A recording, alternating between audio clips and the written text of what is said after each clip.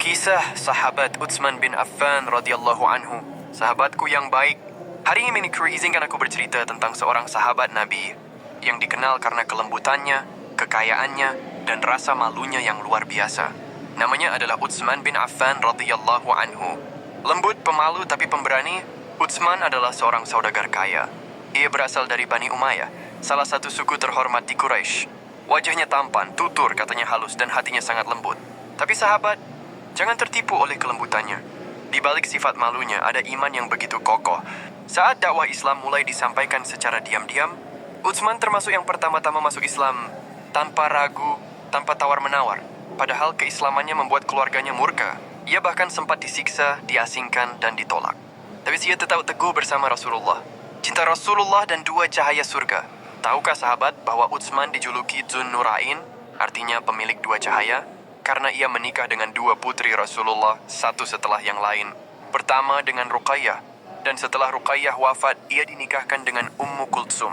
Itulah bukti betapa besar kepercayaan dan cinta Rasulullah kepadanya. Kekayaan yang digunakan untuk Allah. Sahabat, saat kaum muslimin kekurangan air di Madinah, Utsman membeli sumur rumah, satu-satunya sumber air segar. Ia lalu wakafkan, agar siapapun bisa minum tanpa bayar. Saat perang Tabuk, Rasulullah menyerukan bantuan.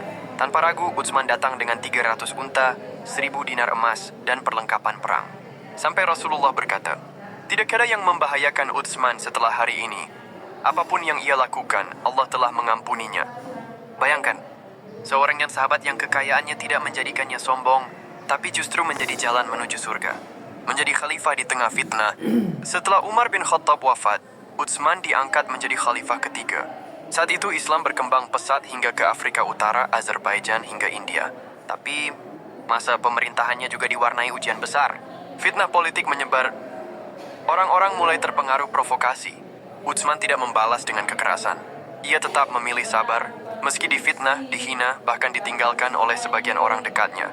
Hingga pada suatu malam, para pemberontak masuk ke rumahnya.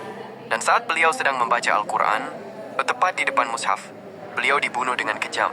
Darahnya membasahi lembaran Al-Quran yang sedang ia baca.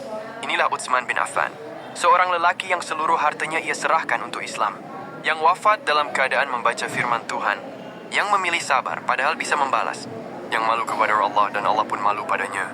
Semoga kita bisa meneladani Utsman dengan hati yang lembut, tangan yang dermawan, dan iman yang tak tergoyahkan.